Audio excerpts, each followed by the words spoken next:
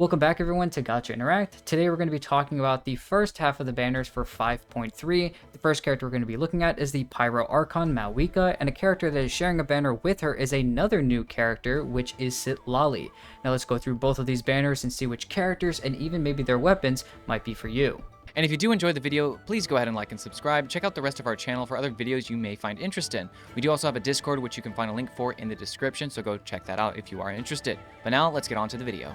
So the first character we want to talk about is going to be Mavuika, like we just stated. There's a lot of things that we're going to be talking about overall with Mavuika. There's been a lot of hype and unhype about her and kind of just looking towards her in general. I am a Mavuika lover. I think that most of the community is a Mavuika hater, but that is perfectly okay. It means more Mavuika, I guess, for me and the Mavuika lovers. But overall, when we look at Mavuika, she's going to be a Pyro DPS specifically. That's kind of the role that we see her play and where she's really going to fit in the team. Now, at the same time, she does have the ability to play some off-field capabilities as well. Now, if you want to know more in-depth kind of ideas about how she actually works, we did make a pre-release analysis kind of idea when her kit came out a few weeks ago, or a little bit even before that. If you guys want to watch that video, go ahead and click on that video as well. Go to our channel and go look for that video as well. But looking over at her as a character, her Ascension goes into crit damage, which is very nice considering her weapon goes into crit rate, which we'll talk about later. So we're seeing a lot of good things here already, going a lot into attack for her personal damage. Overall, her normal attacks don't necessarily matter. And you might think that even still, if you've watched the live stream or if you've done anything that has seen a lot of Mavuika gameplay, you've seen that a lot of times she'll be using normal and charge attacks to do damage. But usually you're going to be using your skill to ride the bike that she has, which a lot of people are not too happy with in the first place, Rift. And by doing so, though, you are using normal and charge attack hits. But the damage that comes from them scales off your skill. So when you are leveling Mavuika, only level the skill and the burst when you are thinking about that. Overall, Rift, though, looking beyond her skill, which does have the capability of every once in a while, even if she's off-field, to consistently over time hit characters with some extra pyro as well. So not only does it help her put her in her Night Soul state, give her an infusion, as well as put her on a bike, at the same time, it also has some off-field capabilities. But besides her skill, Rift, what does her burst actually do? Her burst is very interesting because she's one of the first Genshin characters where it's actually not based on the energy system like every other character in the game. She actually builds up something called Fighting Spirit, and once she reaches a certain amount, you can activate the burst. So basically like 50% you can activate it, but you can let it build up even more all the way to a full power or 100%. And if you let it do that, it's going to be more powerful. But what is this Fighting Spirit? Once again, if you have 50% or you just have enough to where you can use it, she will consume it all, so however much you have, and unleash her burst. And she's going to obtain this Fighting Spirit in several different methods. Number one, you can consume Night Soul points by nearby party members. So this isn't just tied to your active character. If the other characters have Night Soul consumption from off field, that's going to be accounted for as well. Let's also say your team is consisting of non-Natlan characters where you're not consuming Night Soul. Your nearby party members' normal attacks hitting opponents is also going to build up this Fighting Spirit for Mavuika.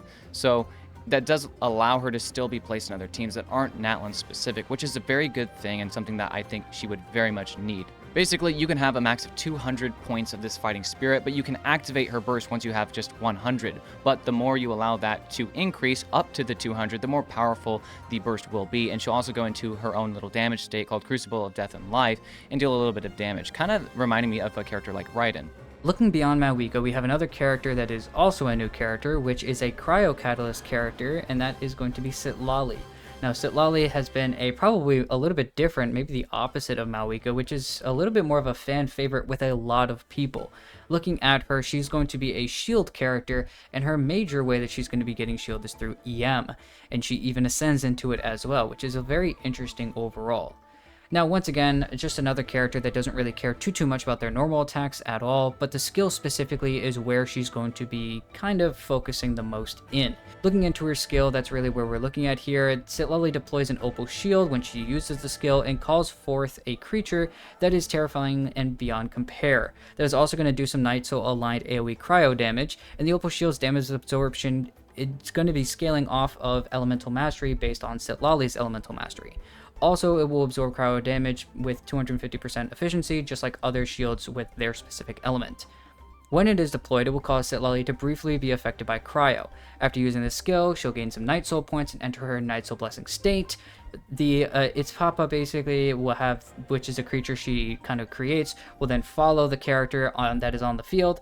And Citlali, if she has at least 50 Night Soul points, she will enter, or the little creature will enter the Opal Fire state and continuously consume Night Soul points, at the same time doing Night Soul aligned cryo damage to opponents nearby and enemies, which is helping a lot with cryo application, which can help with melt teams, freeze teams, a lot of things like that that's really going to be useful for her.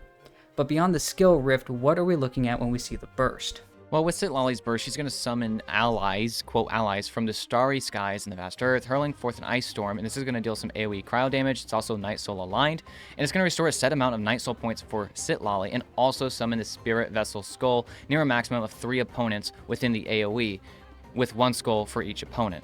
Spirit Vessel Skulls explode after some time, dealing, once again, Night Soul aligned AoE cryo damage, and restoring a set amount of Night Soul points for Citlali. So it's pretty basic in just what I read there, just a little bit of extra damage, but also I think the biggest thing here is the Night Soul restoration for Citlali to just kind of keep using up her points. It's obviously going to be good for characters like we just talked about with Mavuika, who want to see more Night Soul consumption. If your characters are running out of Night Soul and or just aren't using any, that's lessening the amount of fighting spirit you're building for her. So this is going to be good for Citlali. Also, her damage multipliers for this, with the Night Soul aside, look pretty good. Yeah, we're definitely seeing, even still, if they're EM aside, we're still seeing a lot of attack, so a lot of good damage can still come from this burst. It at least seems like a little bit. But besides looking at Citlali and Mavuika, the actual characters themselves, let's go ahead and look at their weapons. Now, we did talk about Mavuika in a specific video, we talked about Citlali in a specific video, and we've even made a video looking at the 2 5-star weapons. So we'll go very quickly over what they do, and then we'll kind of jump over to our question section.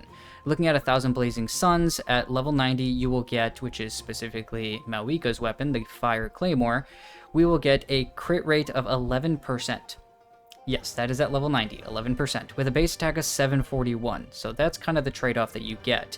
The refinement is going to be at R1, and it states that you will gain the Scorching Brilliance effect when using an elemental skill or an elemental burst. Crit damage will then be increased by 20%, and attack will then be increased by 28%, both for 6 seconds, and this effect can trigger once every 10 seconds, so we're seeing a 4-second cooldown for right now.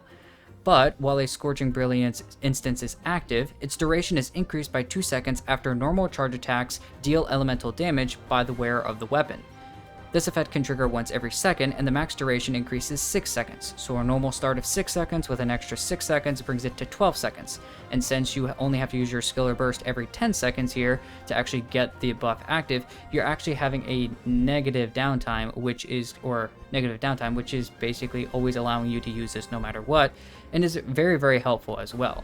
Additionally, we're not done yet. When the equipping character is in the Night Soul Blessing state, Scorching Brilliance effects are increased by 75%. Now, that doesn't mean 75% more crit damage or 75% more attack. It means 75% of the previous numbers. So 75% of 20% crit damage is 15% crit damage, so we see 35% full.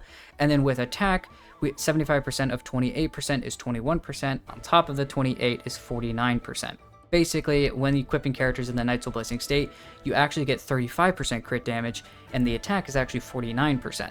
And the duration will not count down when the equipping character is off the field, which is also extremely helpful for a character like Mavuika, who also has the ability to go off field. Now quickly looking at Citlali's weapon called Starcaller's Watch. At level 90, you're going to have a base attack of 542 and an elemental mastery main stat on this weapon at 265, which is pretty high.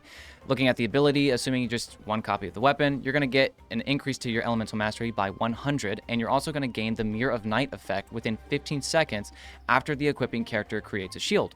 The current active party member then will deal 28% increased damage to nearby opponents.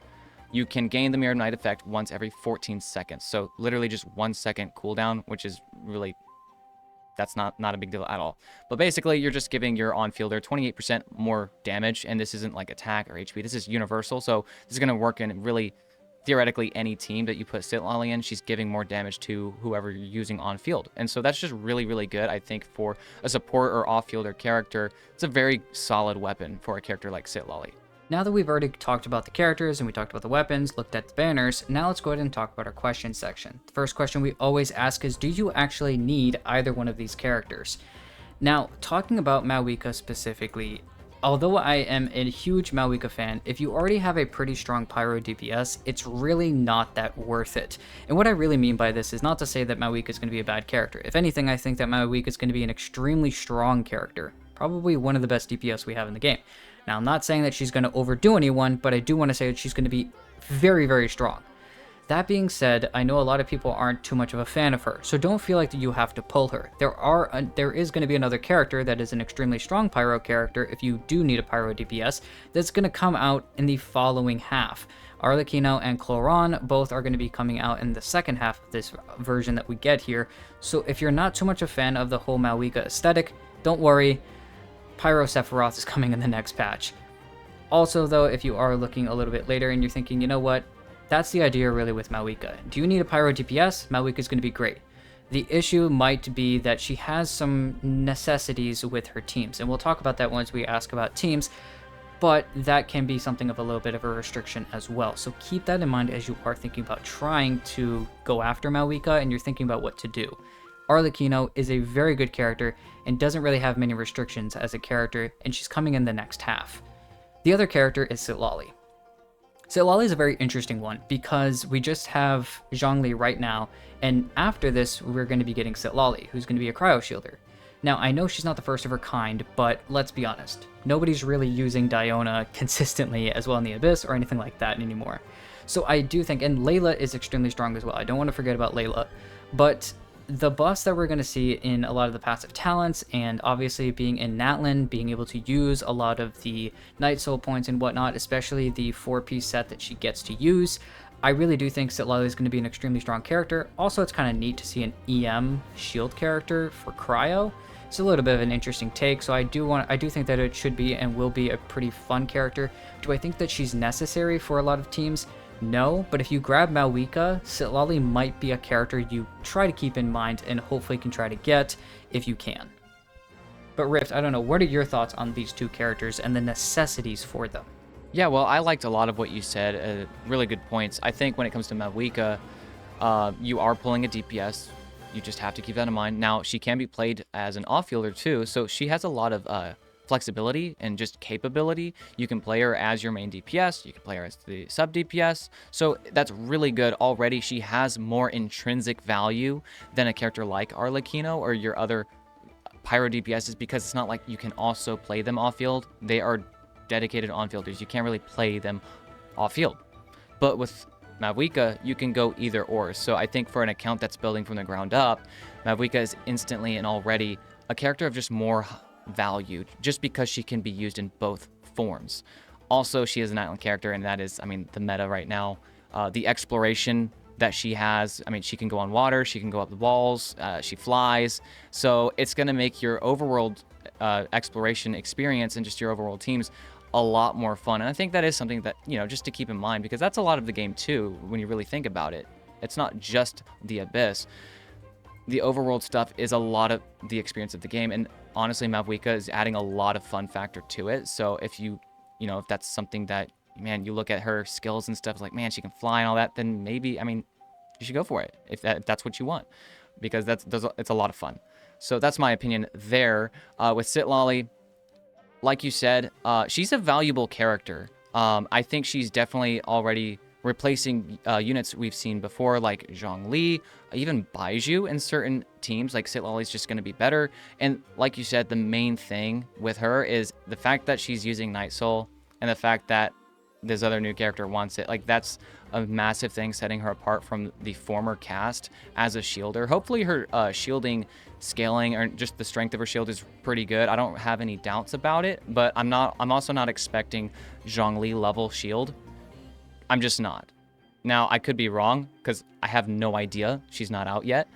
But if it is better, then holy cow, she's amazing, just because she's providing a massive buff, especially with her weapon. And we'll talk about that later as well. Well, looking at our next question, though, we ask, what kinds of teams are you trying to build? And I think when it comes to Mavuika, like we've already stated, being able to be an on-fielder but also an off-fielder naturally gives her a lot of different team placements. But I think mainly focusing on the main DPS of the team, that's what most people are going to look to, just because that's kind of what she's designed to do first and foremost. Now, her off-field, awesome, I bet. Like we did have a recent video talking about kind of comparing her with Xiangling and actually looking at TGS's video with that. So she's definitely got a lot of value as an off-fielder for these other teams, don't get me wrong. And that's something we could probably talk about too. But I think when it comes to on-field, you're obviously looking for a Natlan-specific team. Just if you look at her burst, she really wants the Night Soul consumption from other characters. And if she's the only Natlan character, and therefore consuming Night Soul, she's building up her own burst all by herself without getting any help from other characters because it's not energy. So you have to keep that in mind with her as a character and know that typically the teams you're going to be running with her, you're pretty much all the time going to want Shilonen. I'm not going to say Shilonen is an absolute must, and if you don't have Shilonen, you shouldn't pull Mavuika because it's not going to work. But it's going to be a lot more fun and just a lot better if you are using Shilonen. You could use Kachina, I guess, as a substitute, and that's a free character that everyone has. So there's that.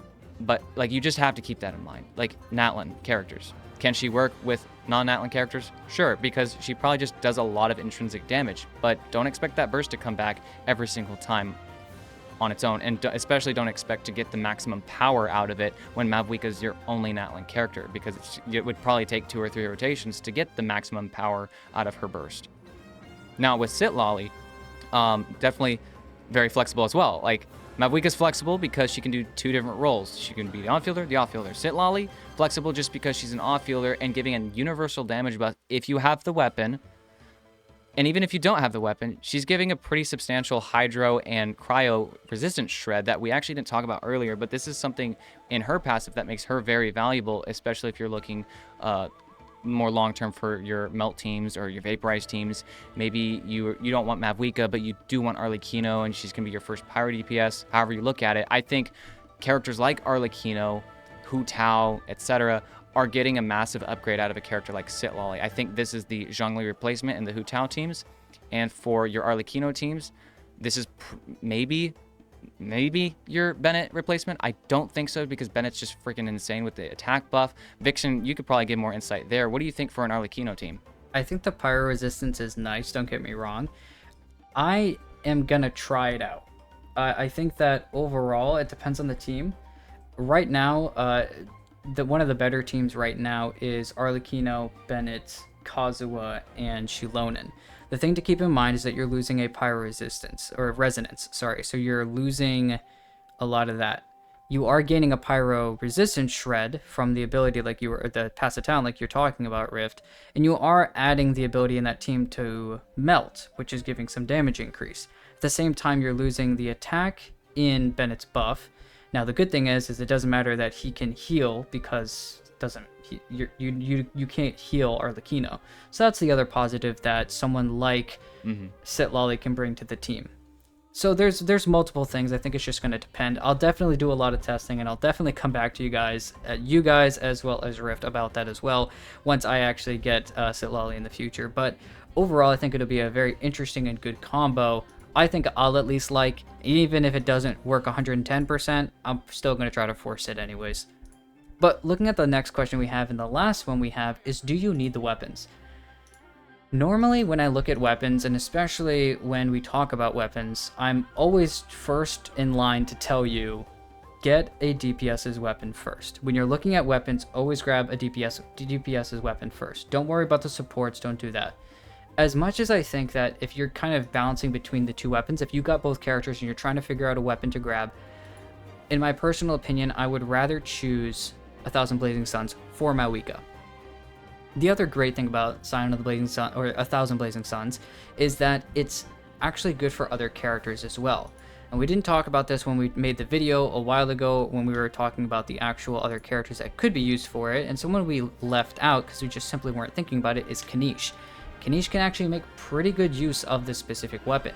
It's about the same, I think, stats and main stats as his personal weapon. Obviously, it has nothing to do with burning, but honestly, that's almost okay, because you're getting a lot of crit damage out of this. He's always using his elemental skill, and the damage he does when he does his normal attacks and in his Night Soul state is actually elemental skill damage anyways.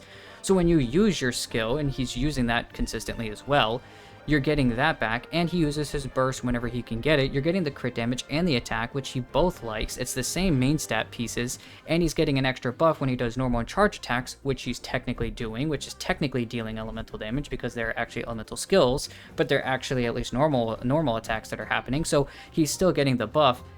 Everything that's happening in the weapon he can still use, so it's very good for him technically. Obviously, other characters that can use it are DPS characters that just might want the extra crit damage or the extra attack percent, both obviously. So characters like Navia, characters like Eula, characters like Diluc, maybe even Ito for some odd reason, even though the attack is not that great, but it's still okay. And, you know, if you're looking for a DPS, obviously it's going to be a pretty good weapon for those characters. Even someone like Gaming. But you have to keep in mind, because you don't have the Knights of Blessing state on these characters besides Kanisha and Mavuika, you can't get the extra 75% or the extra 15% crit damage and the extra 21% attack. So that's the thing I would keep in mind when we look at the weapon. For Mavuika, though, I say that that's probably an extremely good weapon to go after. There are plenty of other good weapons, though, so it's not necessary for her, but it does do some pretty good stat sticking for her, as well as I think overall just is very useful rather than maybe some other weapons that could be used for her. Looking at Starcaller's Watch or Citlali's weapon, there are definitely some other weapons if you accidentally got some other weapons, namely looking at like Nahida's weapon. Nahida's weapon also has the same amount of stats in the main stat, but you're getting 100 EM in Starcaller's, which, you know, you get some EM I think in the other weapon if I'm not wrong, Rift. So there's some toss and turn, but honestly I think the star of the show for this weapon is going to be the active party member damage increase that they get. At R1, a 28% damage increase is insane for the active party member, and I think that this is going to be something that's going to be really good. Yes, you can use EM substitute weapons that can help and be good and useful for specifically Citlali, but once you do that, then it's really only ever helping her. Sometimes, you know, you can get sacrificial or something and try to help, once again, really only her again, but once you get outside of these weapons, this is just a perfect one because it's both an EM high helping her stat stick, but it's also a buff to other characters, which is pretty difficult to kind of jump away from. I don't know, Rift, what do you think about these weapons? That's kind of where I stand.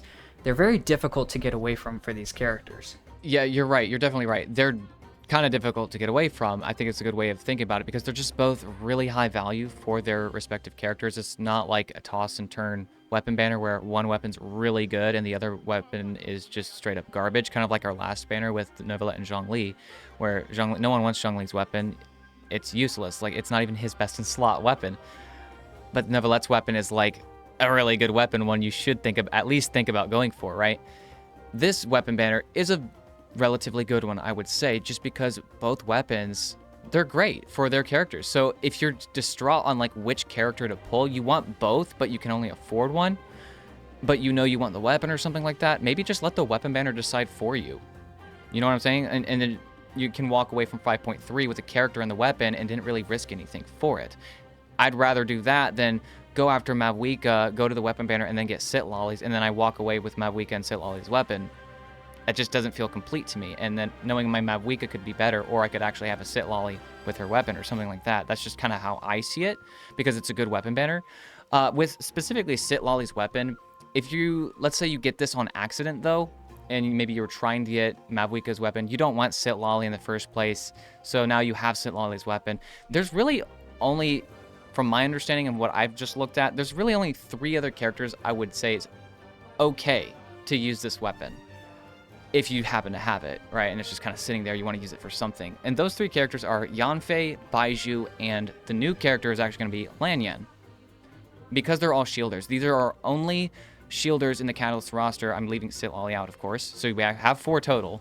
But these 3, besides her, you can use it. And honestly, Baizhu, it seems pretty good in theory, just because he's creating that shield from off field. You're going to give your active character, let's just say it's Alhaitham or something like that, more damage. That's really good. Yes, you lose that HP main stat from his personal weapon. And remember, this is assuming you don't have his personal, because just how things kind of lined up on your account. Obviously, his personal is going to be better, and just use that. Yanfei could use this, even both as a DPS actually, and as an off-fielder in her tank Fei form. She can use it as a DPS because she actually really likes the EM. because she's typically going to be vaporizing in most of her team settings, but also because she creates a shield at C4. So that is something you have to keep in mind. This is only going to be good on Yanfei if you're C4. She's going to give herself a 28% damage increase from this weapon. So it's actually not that bad as long as you're making sure you're consolidating crit in your stat builds and your artifacts. So that's something to keep in mind. And it works this other way around if you're going full tank Fae build. Yes, it's not HP on the main stat, but let's say you're doing a Novelette team and you're using tank Fae as your shield for your C0 Novelette. Well, you're giving your Novelette a buff, so there's many other ways that could happen. So if you just happen to have Citlali's weapon, that's something to think about. And obviously, Lanyan, I think, for the same reasons, can actually get some use out of this. Looking beyond, I think, overall, the questions we've looked at and everything at this point, now I want to kind of switch over and look at something a little bit different. Like normal, once we're done with questions, we look at constellations. And most of the time, when we look at like C0, C1, C2, what do we really think about these characters at C0? And then we're going to look at characters at the C1 and then look at them at C2. So overall, let's talk about the constellations first, and then we'll jump into C0 versus what the constellations really can bring for the character. When we look at Mavuika, the first constellation we see is the Night Lord's Explication. Mavuika's maximum Night Soul points are increased to 120, and she gains Fighting Spirit 25% more efficiently. Additionally, she gains 40% attack for 8 seconds after gaining Fighting Spirit. I don't know about you, but that's an insane C1 already. Looking at the C2, the Ashen Price, when in the Night Soul Blessing state, Mavuika's base attack is increased by 200, and she obtains the following effects based on all fire armaments form. Ring of Searing Radiance, which is the off-field hits. Nearby opponent's defense is decreased by 20%. That's insane. Flame Strider, the bike that she rides, Mavuika's normal attacks, charge attacks, and her Sunfell Slice, which is the bigger hit, from the Elemental Burst, Hour of Burning Skies, deals 60, 90, and 120% of her attack as increased damage respectively. So 60% more damage for normal attacks, 90% more damage, or 90% of her attack increased for charge attacks, and 120% for that Sunfell Slice damage. So extremely strong C1 and C2 that I see here. A lot of damage, and even some C2 even brings like a defense shred for opponents, which is absolutely insane. Never mind you're buffing, but the C2 is also debuffing an enemy as well. Looking at Citlali's Constellations Rift, what do we see there? Well, with Citlali's C1, we see that when she uses her skill, Citlali will gain the Opal Star Vestments effects until Eats Papa, the little summon we talked about, will leave the field. During this time, she's going to obtain 10 Stellar Blades. When a nearby active character other than Citlali deals damage using normal, charge, or plunging attacks, or elemental skills and bursts, you'll consume one of these 10 blades to increase the damage dealt by 200% of Citlali's elemental mastery. After nearby party members trigger Frozen or Melt, Citlali will gain another 3 Stellar Blades. This effect can trigger once every 8 seconds. Using the elemental skill will reset Stellar Blade stacks, and additionally, when Citlali is using her leap or is aiming or is using her charge attack in midair, her phlogiston consumption is decreased by 45%. So that last little bit there is a little bit more quality of life, but mainly that extra thing going on with these Stellar Blades. You're getting more damage. This seems really interesting. I don't know if it's goated. It's kind of hard to say just because all of this extra damage is going to be based on elemental mastery and that alone. Now, once again, she is based on her elemental mastery, so you're going to be building into it anyways. You have, let's say you have the weapon, you've got your main stats, right, on your sands or whatever. You're going to have a big chunk of elemental mastery on a well-built Citlali. So 200% of that seems pretty well. You actually have a lot of these blades as well, and they're going to be doing their thing as your other characters are doing damage. So honestly, I guess all in all, the C1 is just adding a lot of off-field damage for your total team damage while you're dealing damage with your main DPS. And then with the C2, Citlali is going to gain 125 elemental mastery, and other characters shielded by her Opal Shield or who have Its Papa following them will gain 250 elemental mastery. Additionally, when the elemental skill is used, nearby active characters will also be granted an Opal Shield. So this is much like C2 Zhongli right there. Also, the passive talent, Mama Loco's Frigid Rain, has its effects enhanced. While Its Papa's on the field, after nearby party members trigger Frozen or Melt, the opponent affected by this reaction will have their Pyro and Hydro resistance additionally decreased by 20% for 12 seconds. It's already 20%, so now this Constellation's basically just making it 40%. You must first unlock this passive talent, of course, for this to take effect. So that's really good as well. But Vixen, what are some of your first impressions looking at these constellations? I think overall, first and foremost, I think the characters are pretty complete when we look at them at C0. Mavuika's already a high damage dealer. Looking at C0, not even looking at anything else, she does a lot of damage. I've even gone in and done damage calculations for my specific C0 R1 Mavuika, and I am genuinely surprised. So I think the damage potential that comes out of Mavuika, even at C0, is going to be perfectly worth it. I do think that the C2 is the one to go after. Honestly, both those constellations are just insane, so you kind of almost, if you're going to go for one, you might as well go for two. It's unlike some other ones where you might have a stair stepper on one to get to two, and it's not like other characters where the C1's better and the C2 is just practically useless. Both constellations are pretty insane. The Citlali's C1 and C2, I feel like are pretty similar. That C2 is maybe a bit stronger because the obviously the extra resistance shred, but also the EM buff to herself, but also to other characters. Also, the ability at the bottom saying that the phlogiston consumption is decreased by 40% is also pretty nice, I do think, as well. So that also does help overall when you're kind of using that maybe in her overworld type idea. So I do think that both these constellations for both characters are really, really good. I feel like this is going to be a very difficult patch for some people to pass up on the constellations. That being said, I still think that the characters at C0 are perfectly complete and don't really need constellations to fine-tune them. It's more just buffing them, which is what constellations are really supposed to be. Yeah, I would totally agree with you. Between these two characters, very, very complete kits at C0, both doing a lot, honestly, for many different teams. They're already big upgrades for so many characters, and they're just so good. The constellations, I totally agree as well. With Mavuika, it's that stair-step kind of thing where it's just a nice increase for each one. There's no like gatekeeping for that C2 with the C1 or anything like that, so it makes it pretty easy to decide, I guess, if you want more out of that. And then with Citlali, there's actually something with Citlali C1 I kind of wanted to re-clarify, because we may or may not have this on the screen, but when you have these 10 stellar blades from Citlali, when your nearby active character other than Citlali is dealing damage, and it can be any damage because this is normal, charge, plunging, skill, and burst, right? It's going to happen without you thinking about it. When you do this with these other characters, it's going to consume one blade to increase the damage dealt by 200% of Citlali's Element's Mastery. So what I'm thinking here is that it's not actually an additional hit from off field that Citlali's adding or something like that. She's actually buffing the damage hit of your on-field character by consuming one of these blades. And that kind of reminds me, now this might be far-fetched, but it kind of reminds me of Sijwin with her passive and her skill, how she works.